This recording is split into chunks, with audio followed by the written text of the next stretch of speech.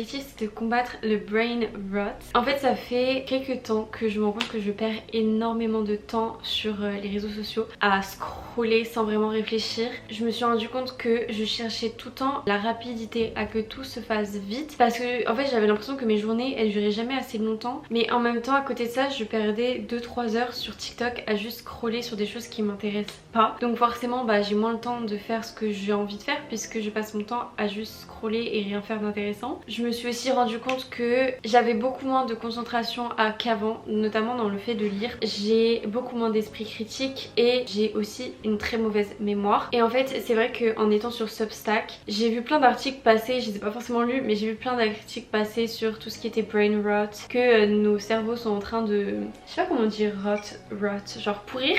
Est-ce que c'est le terme? De se décomposer parce qu'on les utilise pas assez. Je sais pas si scientifiquement c'est réel, mais en tout cas je pense qu'on est beaucoup à avoir ce sentiment là. Et je voulais essayer de trouver une manière d'y remédier. Il y a tout ce qui est social media detox et j'en ai déjà fait dans le passé, d'ailleurs si ça vous intéresse il y a des vidéos là-dessus sur ma chaîne. Mais en fait je trouve pas ça réaliste sur le long terme, enfin j'ai pas envie de ne plus avoir TikTok, j'ai pas envie de ne plus avoir Instagram, j'ai pas envie de totalement me déconnecter parce que en fait malgré tous les points négatifs des réseaux sociaux, j'aime les réseaux sociaux et je veux juste apprendre à les utiliser moins souvent en fait et plutôt comme des petits trucs de temps en temps plutôt que comme quelque chose qui régit un peu toute ma journée. Donc c'est pour ça que cette semaine j'ai décidé que j'allais m'occuper de ça en fait. J'allais m'occuper d'essayer de unroute my brain, essayer de faire en sorte de redevenir intelligente avec un esprit critique qui peut se concentrer sur une tâche pendant plus de 10 minutes et encore 10 minutes je suis gentille. Pour ça en fait j'ai trouvé plein de petites techniques que les gens me donnaient pour essayer de pallier à ça et je me suis dit que au lieu de tout faire d'un coup, d'être hyper overwhelmed et d'être en mode oh my god je ne sais pas quoi faire, j'allais les incorporer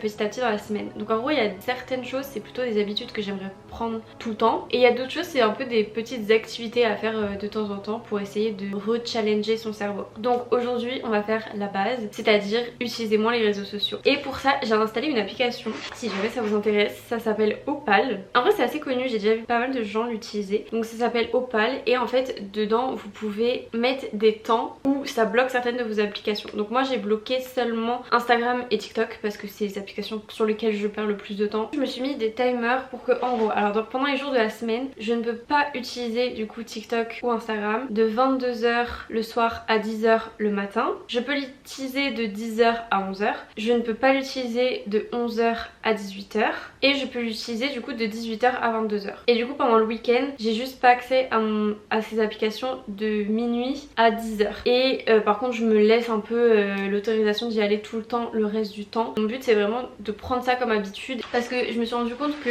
plus tu utilises ton téléphone, plus tu as envie de l'utiliser, plus tu trouves des raisons de l'utiliser, que moins tu l'utilises, moins tu en as besoin en fait. Du coup ça c'est le premier challenge entre guillemets de semaine. Et aussi j'aimerais bien plus utiliser ChatGPT. Alors je ne suis pas une énorme consommatrice de ChatGPT, j'essaye de faire un maximum attention à la manière dont je l'utilise pour ne pas l'utiliser pour des trucs inutiles. Des fois je l'utilise par facilité et j'aimerais bien arrêter de faire ça, passer plus de temps à réfléchir justement avec mon cerveau. Après comme j'ai dit je suis vraiment pas celle qui utilise le plus ChatGPT, franchement je l'utilise pas énormément mais j'aimerais l'utiliser encore moins parce que d'un point de vue écologique c'est un désastre et d'un point de vue juste esprit critique et façon de réfléchir pareil ça nous aide pas du tout, ça nous rend assister à un objet numérique au lieu d'utiliser nos propres fonctionnalités neurologiques. Donc voilà, c'est tout pour les challenges d'aujourd'hui. Mais les challenges d'aujourd'hui c'est des challenges que je vais essayer de garder tout le temps, que vous verrez à la fin de la semaine. Il y aura des trucs que ça sera plus des petits challenges à faire de temps en temps, mais vous verrez ça va être très fun cette semaine. Honnêtement j'avais trop hâte de commencer cette semaine et de commencer tout ça. Aujourd'hui j'ai plein de trucs que je veux faire, j'ai envie d'aller à la salle, j'ai envie de faire de l'italien, plein de petits trucs comme ça, donc faire tout ça.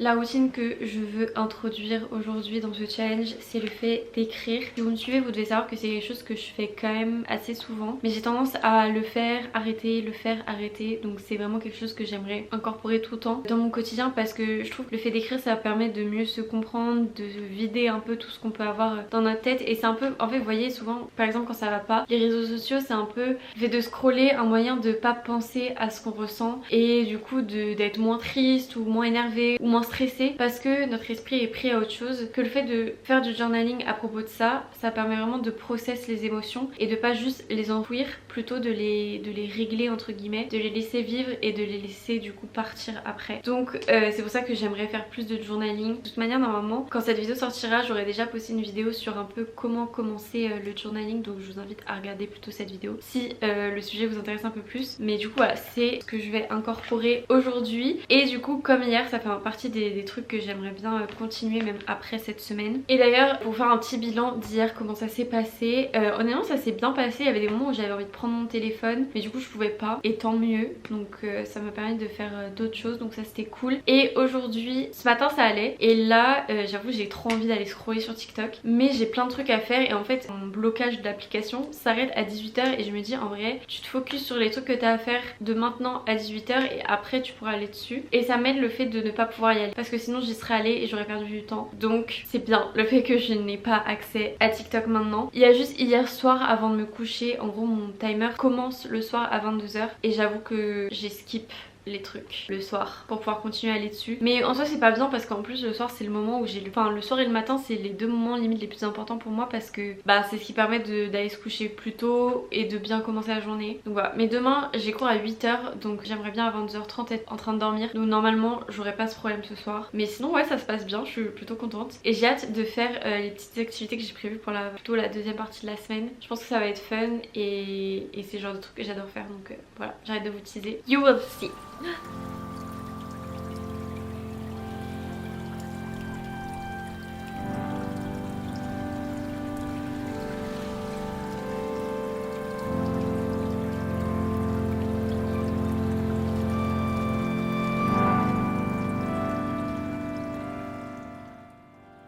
Je suis désolée, je vous ai un peu abandonné cette semaine, mais avec les cours et tout s'est enchaîné trop vite et je n'ai pas pris le temps de filmer, je suis désolée. Mais je fais toujours mon petit truc sur mon téléphone de poser les réseaux sociaux pendant quasiment toute la journée du coup. Et franchement c'est trop bien parce que ça permet vraiment de pendant la journée être focus et en fait de pas me plus totalement couper, parce que le soir je peux aller dessus, je peux me détendre et tout. Juste la journée, quand j'ai des trucs à faire, bah je les fais, donc c'est top. Là on est vendredi soir, donc c'est enfin le week-end, je suis KO et demain matin à 8h45 j'ai mon code. Je vais passer le code de la route. Fun fact, je l'ai déjà passé et je l'ai eu il y a 5 ans. Même plus de 5 ans, je crois que ça fait 6 ans maintenant. Mais au bout de plus de 5 ans, tu perds ton code. Tu n'as pas le permis entre temps. Donc je repasse le code. J'espère vraiment que ça va bien se passer. En vrai, à chaque fois je m'entraîne, j'ai des bonnes notes. Je me dis qu'il n'y a pas de raison, mis à part... si je reste concentrée et tout, normalement ça devrait aller. J'espère, parce que vraiment, j'ai pas du tout envie de le repasser. Enfin bref, je vais l'avoir. Comme je l'ai dit, je voulais ajouter des petits challenges dans ce petit vlog. Et le premier challenge que je veux faire, c'est un peu comme des petits challenges de lecture. Parce que la lecture, comme vous pouvez le savoir, c'est très important pour moi. C'est un peu un des endroits où je me rends compte à quel point mon temps de concentration est nul. Parce que j'arrive plus à me concentrer longtemps sur une lecture, là où avant je pouvais rester immersée dans une... Ça se dit immersée? Immerse dans une histoire pendant des heures et des heures. Là maintenant 20 minutes et j'ai envie de checker mon téléphone. Donc on va essayer de finir mon livre ce soir. Il me reste 48 pages je crois. Je suis pas sûre de réussir à le finir parce que demain comme je l'ai dit j'ai mon code à 8h45, donc j'essaie de me lever vers 7h. Je veux pas me coucher trop tard, il est déjà 22h30. Mais on va essayer de lire un maximum, comme ça au moins je le finis demain matin. Et aussi je pense, je vous ai montré normalement, j'ai fait des cookies, ils sont mais tellement excellents. À l'intérieur ils sont tout moelleux comme de la pâte à cookies et j'adore tellement, je suis très contente, c'est tout.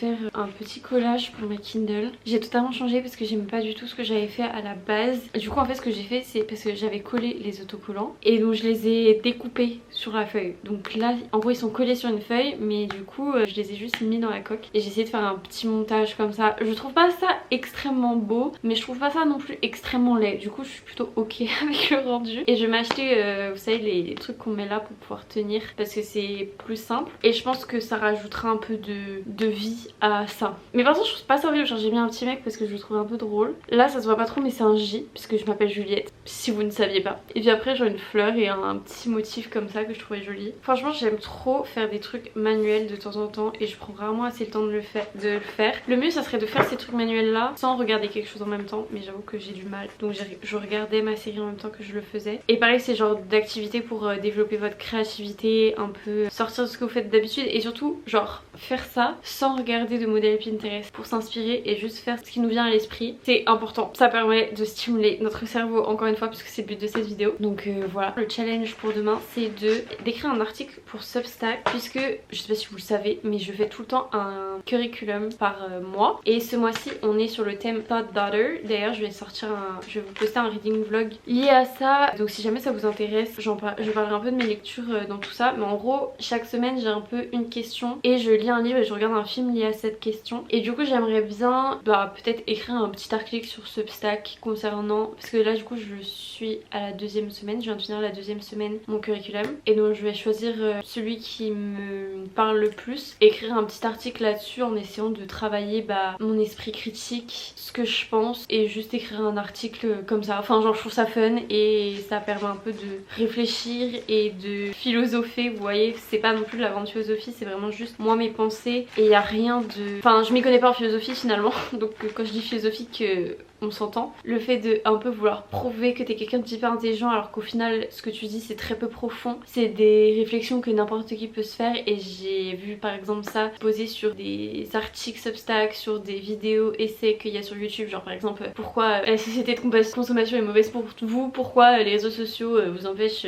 d'être totalement heureux, blablabla. Des trucs que finalement genre on sait tous et qui sont pas très relevant. Mais en fait je trouve pas que ce soit un problème, genre les gens parlent peut-être de trucs obvious que tout le monde se dit mais le fait est qu'ils prennent le temps de se poser la question et d'y penser et d'y réfléchir. Et en fait je comprends pas pourquoi on est toujours aussi critique envers tout ce que les gens font. Si ça part d'une bonne intention, dans une envie de t'améliorer, de faire des choses mieux et positives, je vois pas c'est quoi le problème. Donc voilà, est-ce que je suis en train de me justifier de pourquoi j'écris des articles même si je me sens pas légitime d'en écrire? Oui, c'est le cas, mais écoutez, moi je sais quelque chose qui m'aide beaucoup, c'est quand je me dis que la vie c'est un peu comme un jeu, c'est pas si deep que ça. Genre si les gens me jugent, si les gens trouvent que c'est gênant ce que je fais ou quoi, en vrai c'est pas si deep que ça, j'en ai un peu rien à faire. Et je sais que c'est plus facile à dire qu'à faire puisque même moi je me le dis, mais si quelqu'un me jugeait genre in my face, je le prendrais tellement mal. Genre par exemple recevoir un commentaire négatif, mais comment ça me briserait le cœur. Heureusement que vous êtes tous toujours adorables avec moi parce que vraiment je n'ai pas les épaules pour assumer des haters. Là n'est pas la question en fait, tout ça pour vous dire que ce sera le challenge de demain et je pense que ça va être le dernier qu'on va se donner cette semaine, mais je vous donnerai une liste de petites choses aussi que j'ai vues et que moi j'aimerais bien tenter de temps en temps, des petits challenges à faire comme ça à inclure dans votre quotidien en plus de ceux que j'ai fait là dans cette vidéo pour que vous puissiez faire la même chose que moi finalement. Voilà, c'est tout. Moi je vais aller regarder un film, lire un peu et aller dormir et on se voit demain.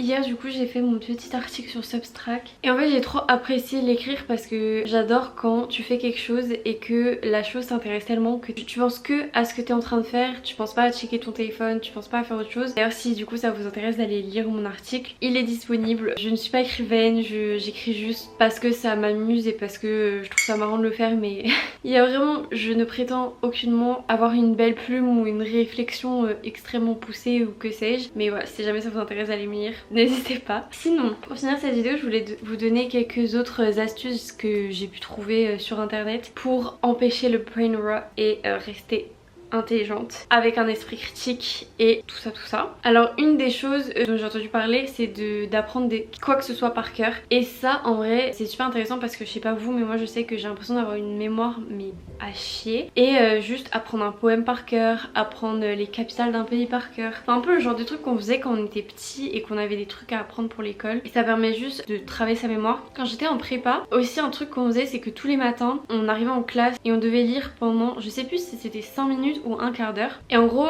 le livre tu ne le lisais pas en dehors de ces 5-15 minutes tous les jours. Et ça fait que du coup ça travaille ta mémoire parce que t'avances vraiment petit à petit et il faut que à chaque fois tu te remettes et que tu te rappelles de ce que t'as lu la veille. Donc voilà, ça aussi ça fait travailler la mémoire. Sinon aller marcher sans son téléphone ou le garder dans son sac au cas où s'il y a besoin d'une urgence ou que sais-je, mais vous n'y touchez pas, vous mettez pas de musique, vous mettez pas de podcast, juste vous allez genre pendant une demi-heure marcher. Et ça c'est super quand vous, je sais pas, par exemple vous avez une semaine de révision, vous faites une journée full révision. Souvent on fait le principe du Pomodoro, de travailler pendant un certain temps puis de faire une pause d'un certain temps, etc. Le fait de faire des pauses plus intentionnelles plutôt que de juste aller sur son téléphone, ça permet de vraiment reposer votre cerveau. Et par exemple si vous travaillez pendant une heure, bah après aller marcher 20 minutes dehors, prendre l'air sans votre téléphone, sans distraction haute, ça permettra de mieux imprégner ce que vous venez de voir et de vraiment apaiser votre cerveau et de vraiment le reposer finalement. J'ai aussi marqué choisir un nouveau hobby qui vous demande du focus. Alors ça peut être tout et n'importe quoi. En général plus t'as de hobbies, de choses que t'aimes faire en dehors de scroller sur ton téléphone, plus t'as de chances de trouver des choses à faire quand t'es tout seul chez toi autre que scroller sur ton téléphone. Donc trouver un nouveau hobby. Écouter un podcast, ça reste quelque chose d'intéressant, intelligent, donc c'est toujours cool d'écouter des podcasts et d'apprendre sur différents sujets. Éviter le multitasking, alors ça moi je sais que c'est le pire que je fais. En général quand tu fais deux choses en même temps, tu fais les deux choses à moitié, pas vraiment concentré et moins bien que si tu te concentrais sur un truc et après tu faisais l'autre. Donc voilà, en vrai éviter le plus possible de faire deux choses en même temps, c'est le mieux. J'avoue que même moi j'ai énormément de mal avec ça, mais ça serait la chose la plus optimale. Vous pouvez créer un book club avec une amie, il n'y a pas besoin que ce soit un truc immense. Juste comme ça, chaque mois vous avez un livre à lire et si vous avez du mal à lire, bah au moins vu que vous le faites pas tout seul, ça vous oblige entre guillemets à vraiment le lire. D'ailleurs si jamais ça vous intéresse, j'ai un club sur Fable, donc n'hésitez pas à nous rejoindre. Notre prochaine lecture ça sera The Picture of Dorian Gray, je crois, I think. Mais n'hésitez pas à aller voir quelle lecture on a commencé ou quoi. Sinon écrire des lettres à la main aux gens que vous aimez, à vous-même, à des personnes que vous n'avez plus dans vos vies. Ça je crois que j'en ai déjà un peu parlé, mais faire des avis de ce que vous regardez, de ce que vous lisez, de ce que vous consommez en règle générale pour toujours travailler votre esprit critique. Et sinon quelque chose, bon ça moi je trouve que c'est super fun mais ce sera peut-être pas pour tout le monde. Vous prenez un débat et vous trouvez genre des arguments en béton pour ce débat. Random, ça peut être un truc qui passe dans votre famille, vous en avez marre que les gens en parlent, et bah là vous allez rechercher, vous allez trouver plein de raisons, vous allez aussi trouver les arguments de l'autre camp pour pouvoir contre-attaquer les trucs de l'autre camp, et comme ça si un jour ce débat arrive vous serez calé au max. Mais juste comme ça permet de faire des recherches, vous renseigner, vous cultiver, enfin que des choses super finalement. Si jamais vous avez d'autres idées, n'hésitez pas à me les donner en commentaire, je suis toujours preneuse d'idées pour éviter que mon cerveau pourrisse finalement. Donc n'hésitez pas, vraiment je suis toute oui. J'espère que cette vidéo vous aura plu. Moi en tout cas ça m'a amusé de la faire. Je continue toujours à faire le truc. Là Instagram et TikTok sont bloqués pour l'instant et j'apprécie énormément. Ça me permet... Enfin je le sens que par exemple là faut bientôt que je parte en cours, mais avant ça j'étais en mode j'ai envie de scroller mais je ne peux pas. Et tant mieux. Comme ça me pousse à faire cette update que sinon j'aurais sûrement déplacé à plus tard. Donc bref, j'espère que vous aurez tiré au moins un conseil, un petit truc de cette vidéo. Ça vous aura sinon au moins diverti. Moi je vous retrouve très vite pour une vidéo reliée au livre cette fois-ci. D'ici là prenez grand soin de vous et voilà. Bye.